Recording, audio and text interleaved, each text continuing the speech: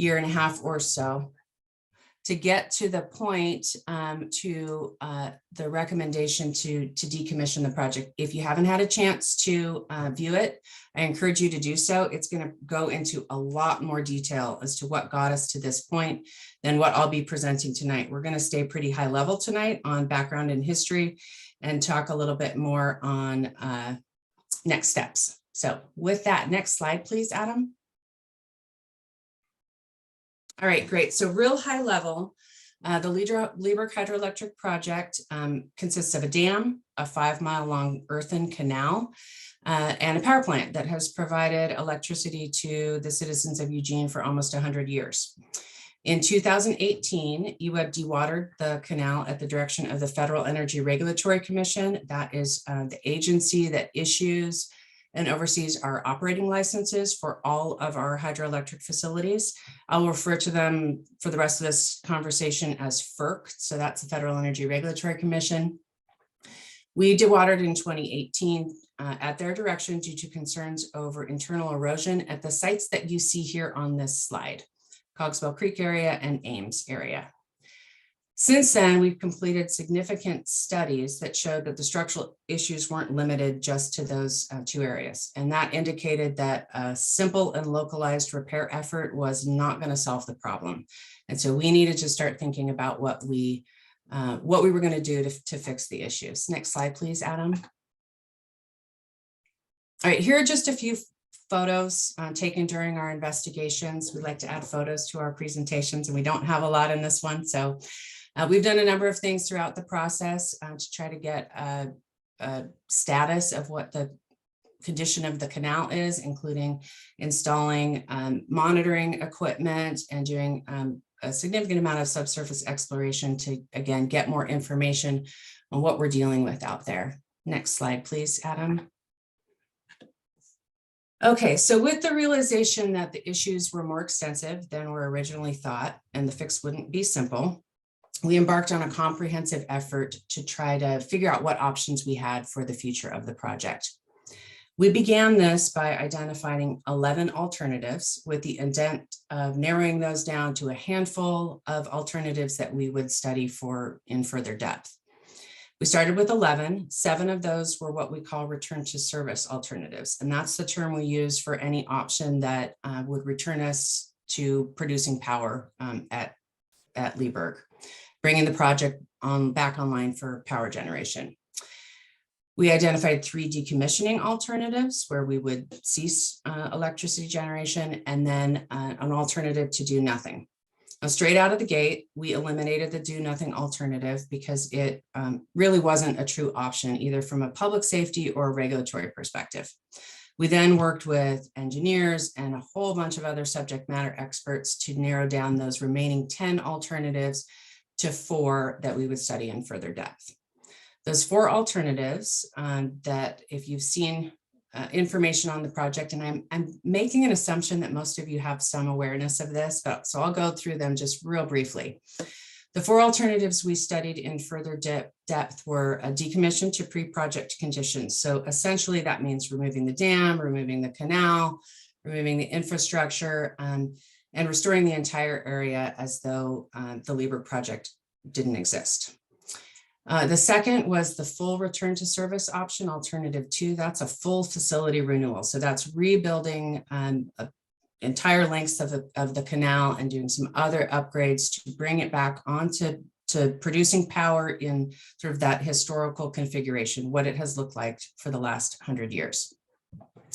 The third alternative was a partial return to service. So that was building a new power plant about 1.5 miles downstream of Leaburg Dam, and then the rest of the canal would be used to safely convey stormwater and tributary flow. And the final alternative was a decommission to stormwater conveyance facility. So that entails removing the dam and then returning portions of the canal to pre-project conditions, rebuilding other portions of the canal for stormwater conveyance and tributary stream flow conveyance. Next slide, please, Adam. So it's a big, complex issue, and we recognize that there were going to be impacts and potential benefits across the board. So we chose to conduct a full triple bottom line assessment to better understand the social, environmental, and economic risks and benefits for each of those 4 alternatives. So shown here on this slide is the full list of issues. We call them triple bottom line attributes in each of those 3 TBL categories. So you can see here, and not surprising, it's an extensive list. This is a project that's been in place for almost 100 years. The Leaburg Dam has diverted water from the McKenzie River for that entire time. It's also in an area where significant development has occurred over the last century, and any option we were to choose is costly. So there's a lot to consider, and we wanted to make sure that we were going to be putting forward a recommendation that considered all these multiple variables, and also a recognition that all of the options have both benefits and downsides. Now, if you want to know more about the TBL assessment and what actually went into each of these attributes, you can find that information in the final report that was submitted to the board in December. And I can't recall, Jared, if we sent that to you to send out to the group or not, but that is something we can certainly do. It's also easily accessible online as well if you want more information there. All right, next slide, please, Jared or Adam. Okay, so we went through that TBL process over the course of about 1.5 years. Given the complexity of the issue, when deciding what the recommendation was, we needed some place to ground us. And so we decided to ground ourselves in the recommendation for using 5 main considerations. So the first is consistency with EWEB's mission and organizational values. We're a publicly owned electric and water utility. We have values around safety, reliability, affordability, and responsibility to the environment and to the community. The second sort of grounding consideration is alignment with our customers' priorities. Again, we're publicly owned utilities. Our customers pay for everything that EWEB does. And so we want to make sure that the decisions that we're making are in alignment with the majority of our customers. Thirdly, we wanted to understand the risks and the uncertainties and choose the option that has the greatest potential to mitigate for those risks and minimize those. We also took into account what the long-term obligations and commitments we'd be entering into for each alternative, and how that might affect future generations and future customers. And then finally, the recommendation was also based on which option provided the greatest amount of flexibility and resiliency.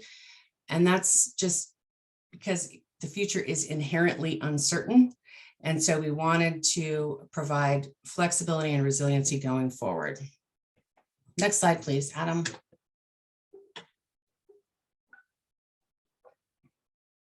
All right, so the final recommendation, which was approved by the EWEB board in January, it was presented to the EWEB board in December, approved by them in January, is effectively to decommission to a stormwater conveyance facility while also preserving the option to fully decommission to pre-project conditions at some point in the future.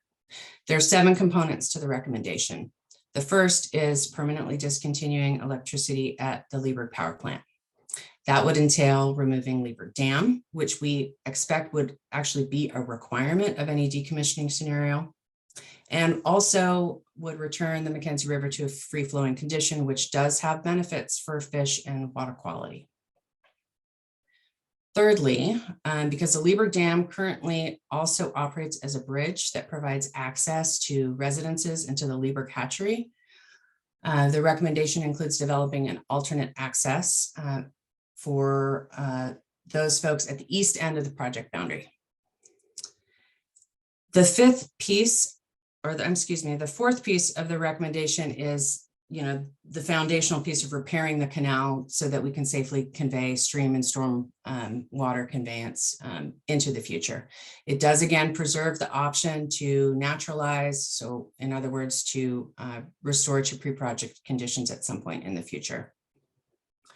The recommendation included considerations for mitigation opportunities, specifically in regards to irrigator water rights and the hatcheries.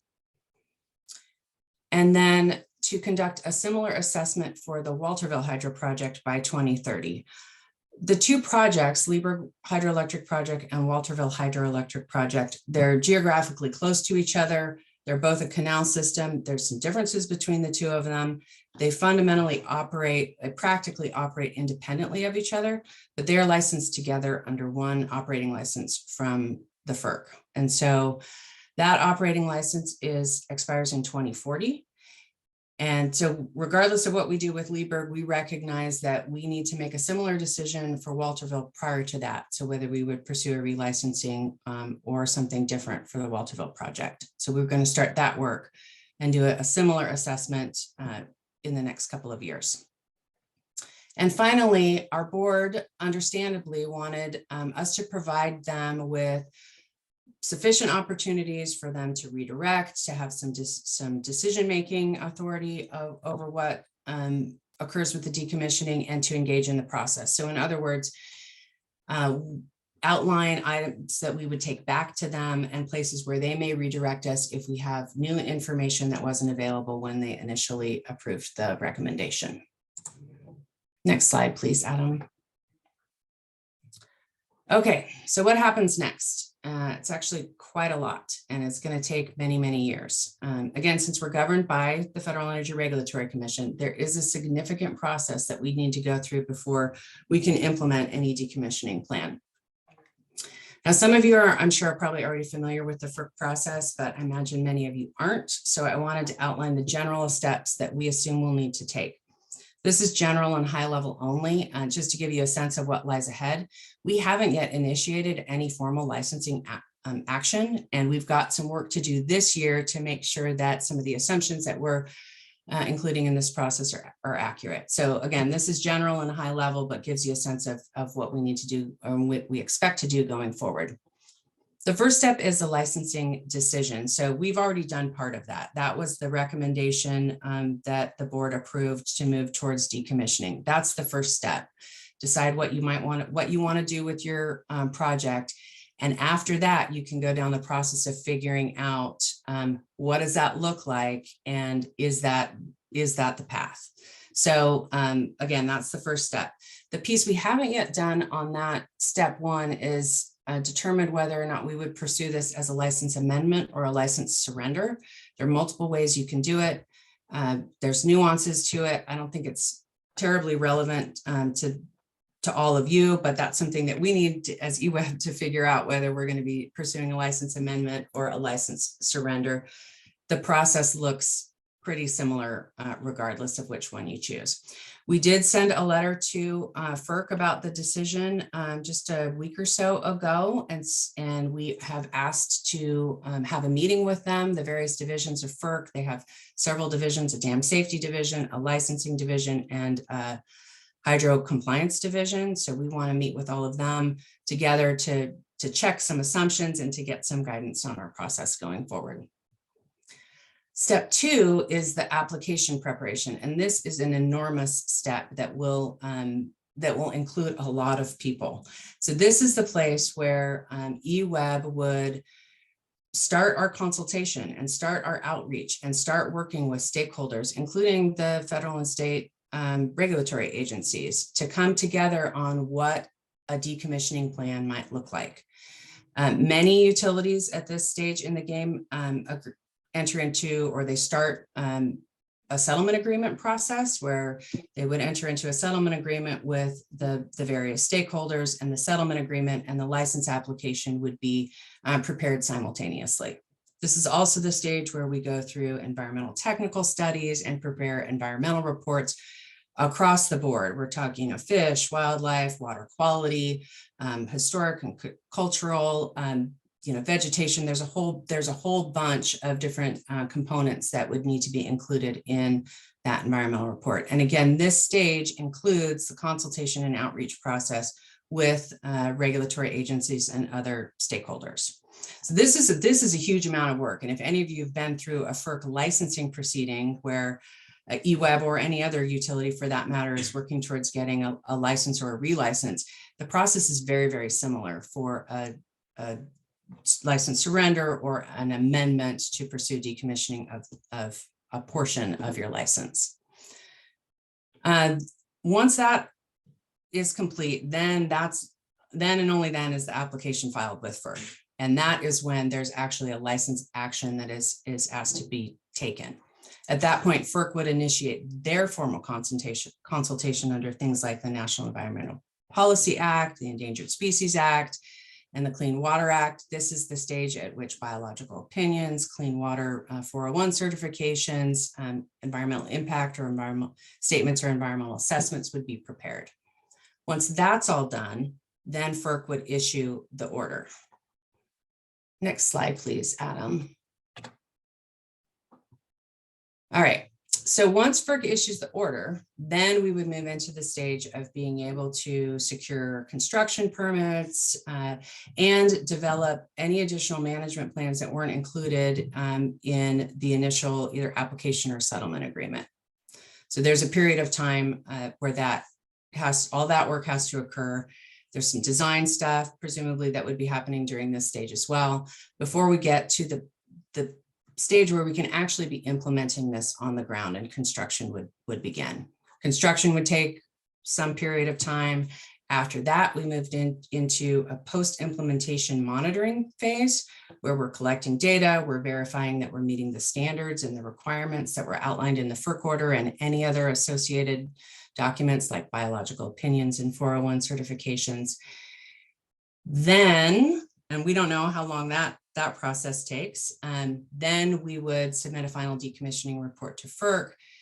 And after that is when FERC would issue a notification that license surrender is complete. So all of this is to say it's going to take a long time, and EWEB will be managing this project for many, many years to come. Next slide, please, Adam. Okay, so based on all of those steps, this is what we're estimating as an aggressive schedule. So there's a lot of places in all those previous steps that end up taking longer than you might hope. Just it's complicated. There's a lot of work that goes into that stuff. So this is sort of our aggressive schedule and the earliest these steps could be completed. Again, there's a number of years for preparing an application and negotiating a settlement agreement. And then we move into the environmental studies, the NEPA process, et cetera. All of this to say construction wouldn't begin for at least a decade, sometime in the early 2030s and maybe after that. And then there's that phase after the construction is complete where we would continue to be monitoring. Next slide, please. All right, so while we're doing that, we're also going to be turning our sights to what we call our near-term risk reduction measures.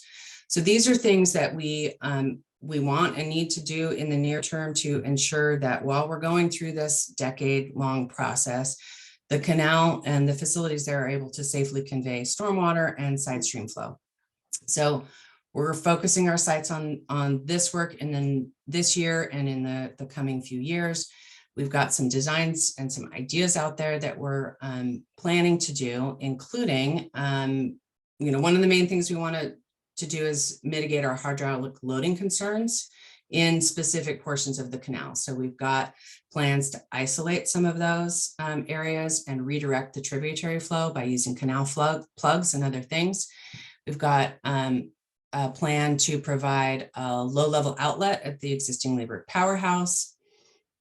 We're exploring installing an additional outflow near Johnson Creek.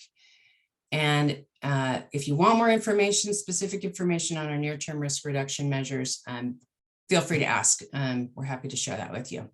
So again, this work will be happening this year with subsurface exploration. So there will be, folks will see some activity along the canal. We'll be doing some drilling and some other things to make sure that we have all the information that we need to move forward with these measures. And then that work will be implemented in the next few years. All right, the next couple slides are frequently asked questions. So we get a lot of questions about, there's some main themes that folks are concerned about or want more information about. We've got a couple of slides of these FAQs. I don't know, we could either go through them or we could turn it over to to Q&A right now and refer to these if and when those questions come up. I don't know, Jared, you're the only person I can see, so I don't know if you've got an opinion either way.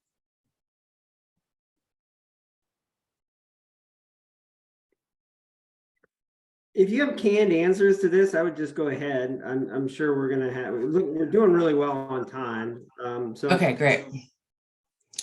Okay, so I'll run through these really quickly. So access to Leaburg Dam Road is understandably a big concern for the folks that use that to either access their residences or for the Leaburg hatchery. So we're going to explore all of our feasible options for access to the south side of the river. Excuse me. And we're going to be working with and engaging with Lane County and the Department of Transportation to make sure that we understand the options and we do feasibility assessments. The ultimate solution is not entirely in EWEB's control. And so it does require more study and negotiations with multiple stakeholders over the next several years. We recognize that there's going to be that residents and visitors are concerned about the impact. And so we are going to take that into account when we go through researching these options and working with Lane County and Department of Transportation. And we're also going to be looking at structural, geotechnical, financial, and environmental and regulatory options and constraints. It's not really it's not super simple because the dam, if we're no longer operating the project, we are assuming that removing Leaburg Dam is going to be a requirement of any regulatory process, that there's some precedent out there for that. So we've got to figure out another solution. The dam's not going to be there in order to operate as a bridge. So we recognize that that's continued work that needs to be done. The next is we get a lot of questions about the Good Pasture boat ramp. We've had some silting issues there. That's an area of deposition, and it has been problematic for boaters to be able to launch their boats there. So we are planning to address that during the in-water work period next year when flows are low enough to allow it. So that's like kind of that July to August timeframe. The future of the boat ramp and management of it will be studied and included as part of our decommissioning plan and whatever we do going forward as part of the full implementation. Next slide, please. Excuse me.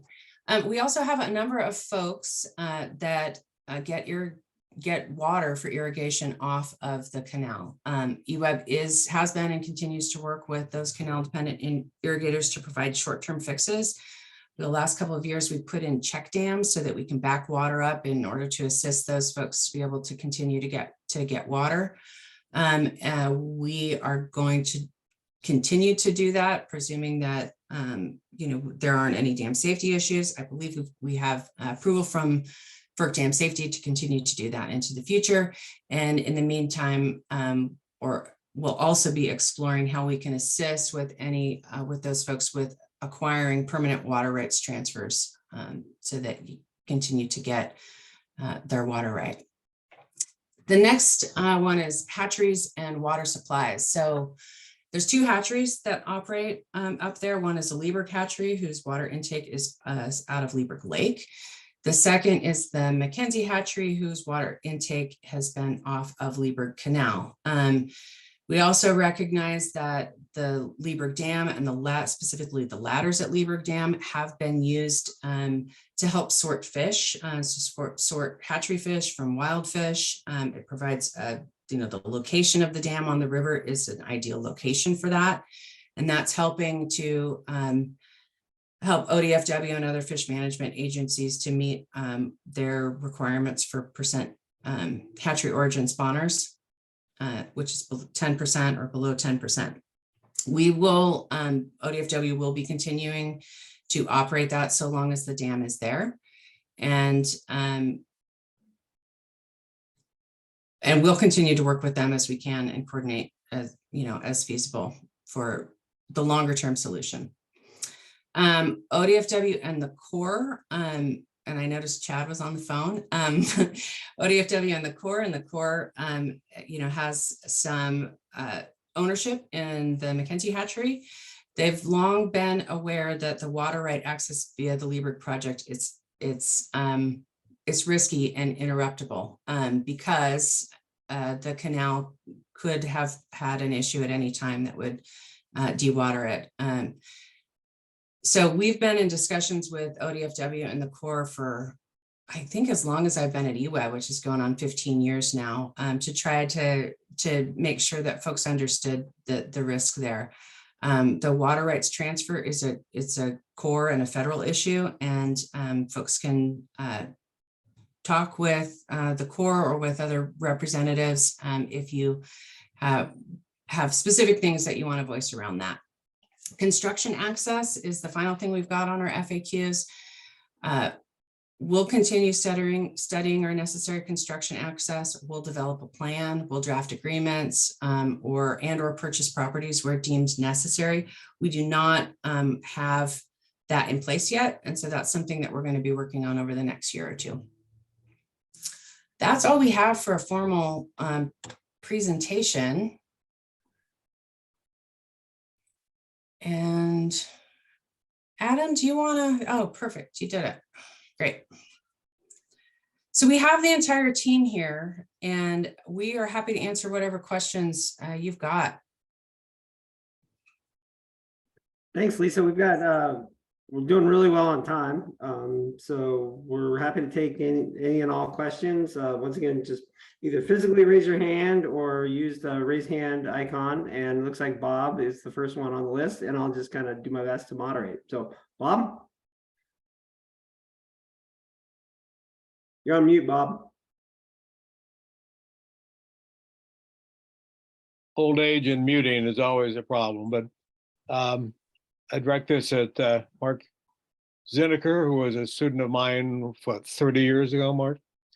And the question is, you talked about canal plugs. What in the world is a canal plug? Is it just a check dam? Yeah, that's a very good question, Bob. The check dams that we have in place currently are very short. They're only, I think, maybe a couple, 2-3 feet in height, just enough to back up water for a handful of irrigators. The canal plugs that we're talking about are much more substantial. We've got strategic locations where they would be installed. One of those locations is at where Cogswell Creek flows into the canal. And the idea with that one, it would almost be as tall as the canal embankment itself. And it would force the water from Cogswell Creek to actually flow up canal towards the lake, because in that direction, we do have a outlet to the river. It's called the Luffman Spillway. There's a wasteway gate there that we use for maintenance and emergency dewatering of the canal. So the reason that canal plug would be installed is because downstream of it are some of the more problematic, leaky, susceptible portions of the canal. So we would isolate all that water that comes out of Cogswell Creek from those problem areas downstream. And that is being shown on the screen now in the right-hand picture. And then there's another place we would install a canal plug downstream, immediately downstream of Johnson Creek.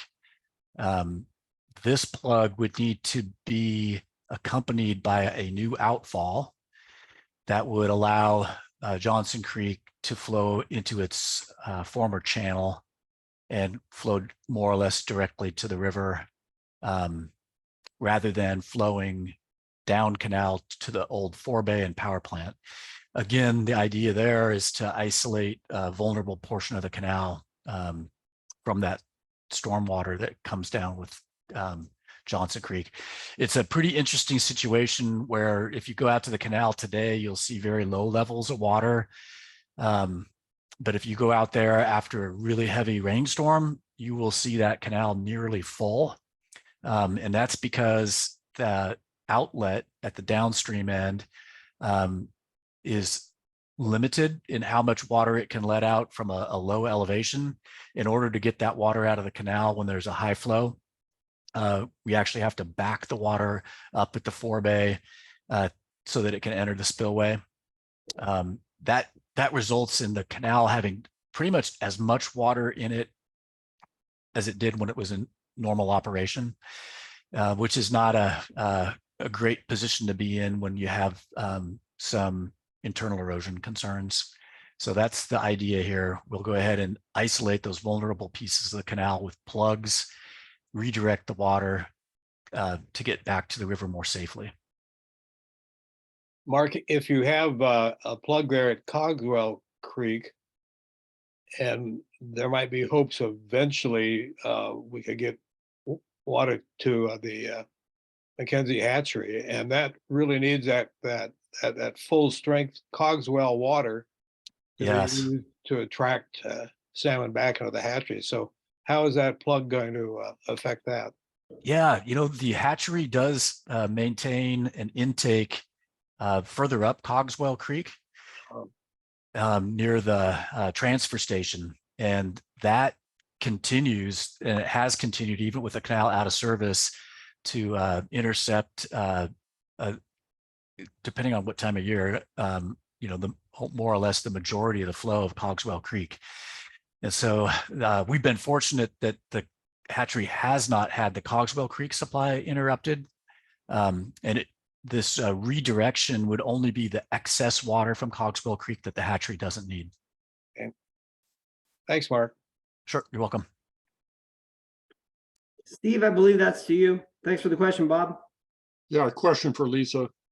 Lisa, do I understand you to say, or the notes indicate, that EWEB accepts no responsibility for water supply to the two hatcheries? Yeah, it's good. Nice direct question. The reality is we do not have a legal responsibility for that. That said, we are always interested in collaboration and partnership where feasible. So a distinction there. Thank you.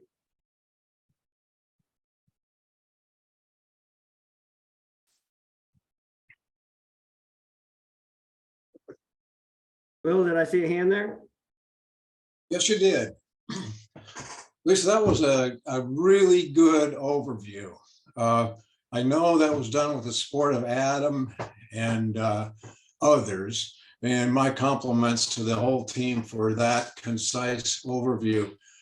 I noticed that this is being recorded, and I'm wondering if this presentation is going to be then available either through the Watershed Council or from you.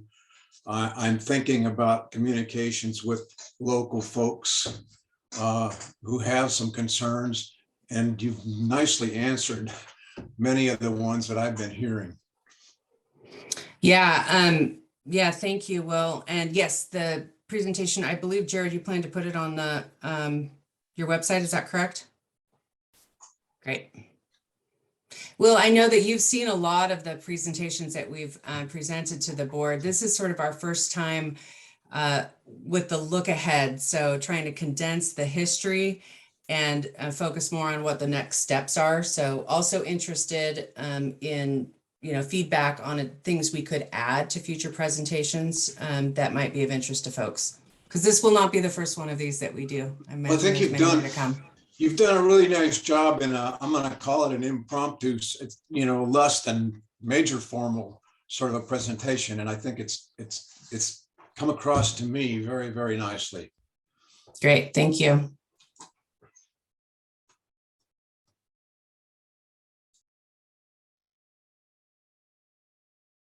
Well, I'll take the opportunity to ask a question. Lisa or anybody on your team, has there been questions in consideration or early phase conceptual planning around draining the reservoir itself and what happens with that space once the water is received and returned to normal flow? Because that's a pretty big space that obviously wouldn't occupy the entire active channel. Yeah, we have done no design. I'm Jeremy, Mark, raise your hand if you want to chime in here. We have not done any design work. That's part of, or conceptual design work at this point. That's part of the next phases that we're going into. We needed to make a decision on what path we wanted to go forward before we can spend too much time trying to look at the specific details of what each of those things look like. That is, it's one of the chief things we will be looking at. Not only what is the end state, but how do we get there? What happens to the sediment? How do we manage sediment once the dam is removed? What type of monitoring? And then ultimately what happens? What does the river look like there? And what does that mean for the property owners along the lake? So those will all be things that we will be looking at in detail in these next phases. Mark, Jeremy, do you want to add to that? I was gonna say you covered it quite well, and yeah, those are forthcoming studies. We're already in motion with some of them, and also that will be commissioned. And again, this, the draining of the lake will happen, when it goes to the dam removal or dam mitigation. So it's at least 10 years away. So we have a little ways to go to determine exactly how that will look, but there will be an extensive restoration effort that will be required. And plantings, et cetera, and establishment periods, and confirming the sediments and silts aren't contaminated, and how the silt downstream, plan will look as well. So more to come on that. Great, thank you. Well, it looks like Bob's up again. Is there a possibility? I mean, it's a long, involved process, and I was on a citizens advisory committee in the early 90s when we redid Leaburg Canal and Walterville, and working with FERC was so difficult. Do you think there's any possibility that there's something that would come up that FERC would say, you just can't do this? Maybe some nasty contamination of the sediment that others is actually behind the dam. Is there any possibility of that? I'll take that, and then I'll let anyone else on the project team chime in. There's always a possibility. We don't expect that. So we do, with respect to the sediment, we actually have some data on that. So we don't believe that the sediment and any contaminants that might be in the sediment are going to be, we're going to be able to mitigate and manage those, we believe, at this point. Of course, more study to do. We have looked into feasibility. So what has happened at other projects? We're still doing a lot of that work, and we'll continue to do that work this year. We don't see any deal killers at this point, but we could be surprised. It's possible. Yeah. Thanks. Lisa, the only other thing coming to my mind is that as part of the surrender process, there is a process by which the project is made available to anybody else. If EWEB decides that we're not going to operate it, then I think as part of the process, the FERC has to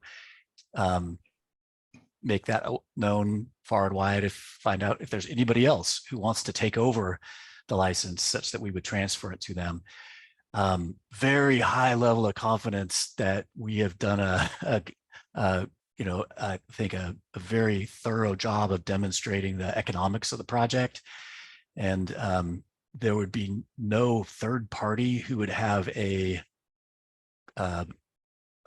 greater ability to make this project profitable than EWEB. And so the likelihood of that is extremely remote, but it is part of the process, and that box would have to be checked that there isn't somebody else with a miracle solution to the problem. Thanks. Kelly, I believe that's to you. Yeah, I'm just curious, having worked with the drill crew doing geotechnical investigations, if you could maybe elaborate a little bit on, what you guys were, the type, I don't know if you were using like SPT and auger, if you were looking for, saturation, or I don't know if you can maybe give a little bit more information on what you were looking for in your geotech investigations. Yeah, I can jump in on that. We're currently putting together what FERC requires as a DPP or a drilling program plan. It's an extensive plan to, drill into, impounding structures, just for the safety, et cetera. And so that hasn't been submitted yet, but it is forthcoming to be submitted this winter, early spring. And so we can't really say for sure if, what that'll look like because it has to be approved. However, we've had some discussions with FERC, and just based on our experience, there'll be a lot of auger, hollow stem auger drilling, SPT counts. There'll be some infiltration testing. We try to limit, hydraulic drilling just because of the fracking potential that can cause some issues with dam safety, et cetera. And we also explore doing some sonic drilling as well, which is a little bit more high tech and is a little bit less, destructive to the adjacent soils. So, and regarding our drill plan, we're going to have kind of two priorities. One will be our near term aspects that we briefly discussed in that slide with the maps on it, and also in our long-term planning. So there'll be, multiple, exploration programs going on and phases to that as we know more. So we're going to be drilling, up and down the canal for several years.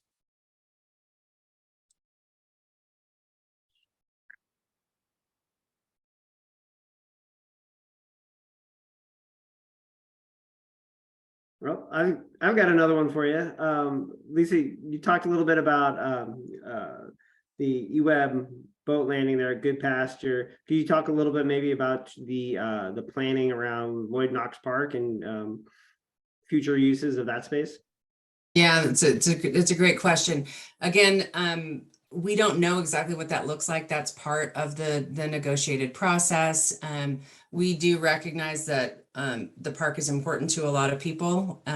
We would assume that there would be some, requirements or in kind for recreation that we would do as part of our either license surrender or applicate or amendment.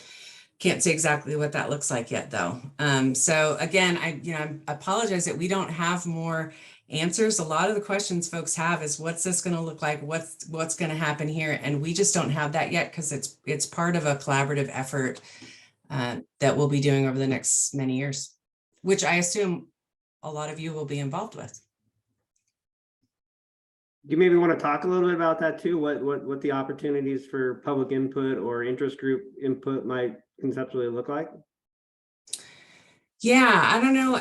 Adam, do you want me to take the sort of the formal public process piece, and maybe you could take some of the community? And I'm looking at Robin too. I don't know, Robin, if you want to chime in on that. There are, as part of the official regulatory process, there are built-in public processes. We, when we're preparing the application, making an assumption that we would seek a settlement agreement or something like that, we certainly would be engaging with the federal and state regulatory agencies and other stakeholders during that process.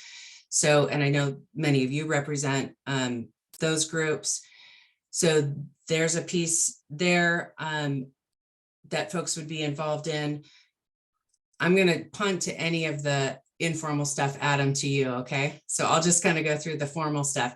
Then once you do the FERC, you've submitted your FERC application and FERC moves through the NEPA process, then there is a formal public engagement process and opportunity through that avenue as well.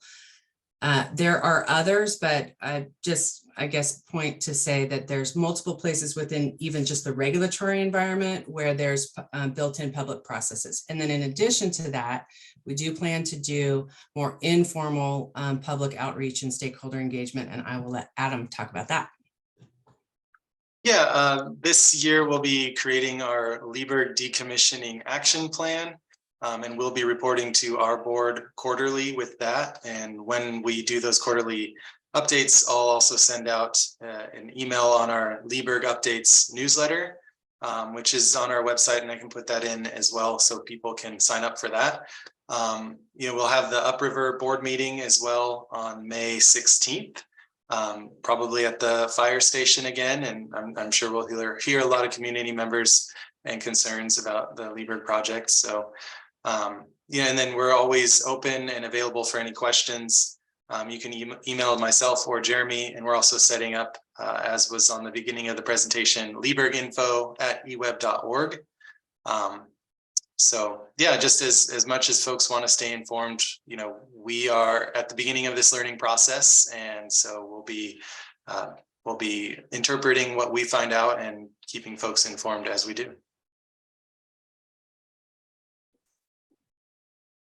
I see a hand from Rod. Yeah, I have a question regarding downstream. You put a boat in right there below Leaburg Dam. It's really tough getting through all those rocks. Are you guys going to move any of the boulders and make river access easier? I'm sure Mr. Bumstead can speak to that. Are you talking about in the near term or as part of a ultimate decommissioning process? Well, it'd be nice if it was near term, but overall, yeah. Okay, we certainly will be looking at flows as part of a dam removal. And I can't say at this point what that might look like for, It's not a flow issue. It's not a flow issue. When they rebuilt right below the dam, there's boulders that went down into the chute where all the boats have to go through. So it's, yeah, I've been through there, and you're right. It is difficult to navigate. That is not an EWEB. I'm looking at Mark because I can't quite remember the ins and outs of this, but I think it's an Oregon State Marine Board issue. Is that correct? That's right. It is outside of our jurisdiction, as well as our ability to, I'm talking in the near term. I do expect that as part of the decommissioning action plan, that river access would need to be addressed, because the deepest portion of the river channel is actually on river right. And so once the dam is out of the way, that particular boat launch, I would predict to get even shallower. So there's probably going to be some pretty major, a need for major modifications in order to preserve access to that area. The dam kind of spreads the flow out right now, and I don't think you would see that once the dam's out of the way. Thank you. Yeah, navigability is one of the things that will need to be taken into account, and certainly in that long-term plan.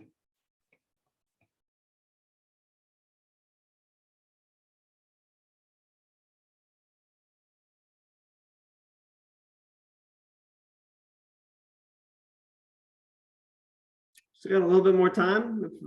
Any other questions? This has been an easy group. I'm sure that there's questions out there. This group's not known for letting folks off easy sometimes.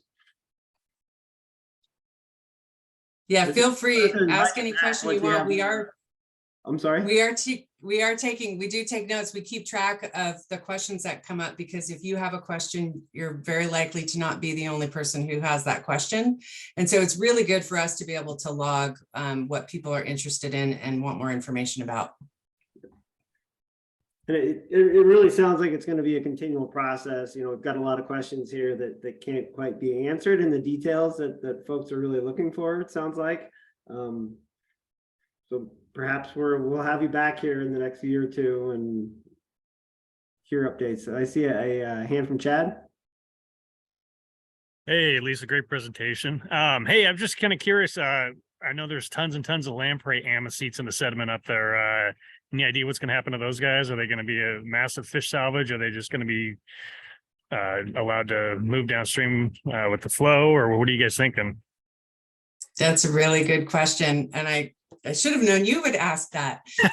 Yeah, no, that's something we're going to need to work through over the course of this. For those of you that are not aware, because there's significant sediment deposition behind Leaburg Dam, we have a lot of juvenile lamprey that have that use that as habitat.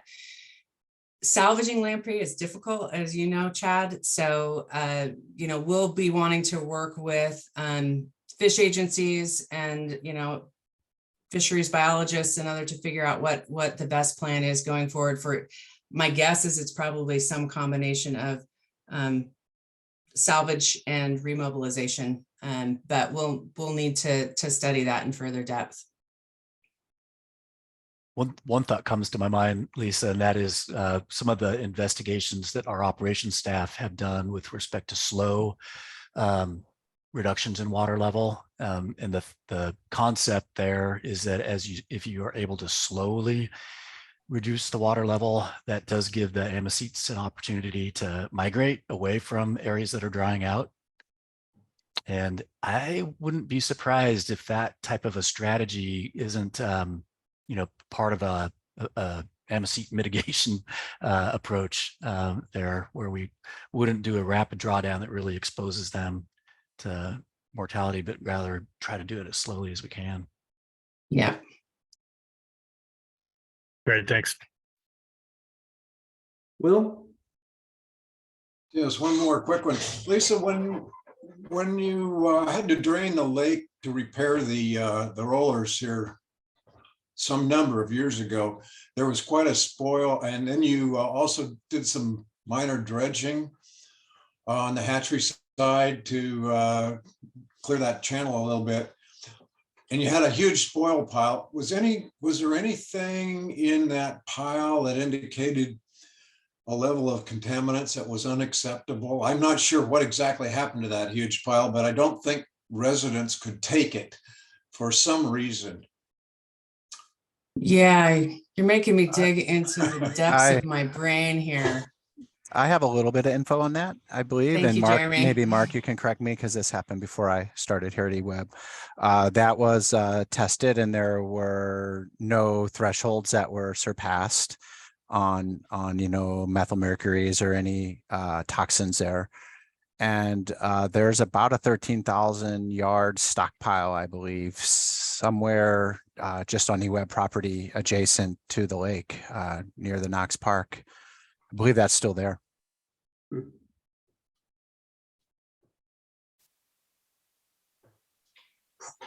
Okay, thank you.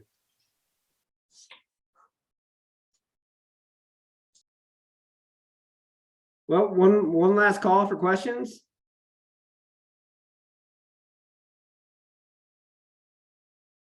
Well, great. Lisa, thank you very much.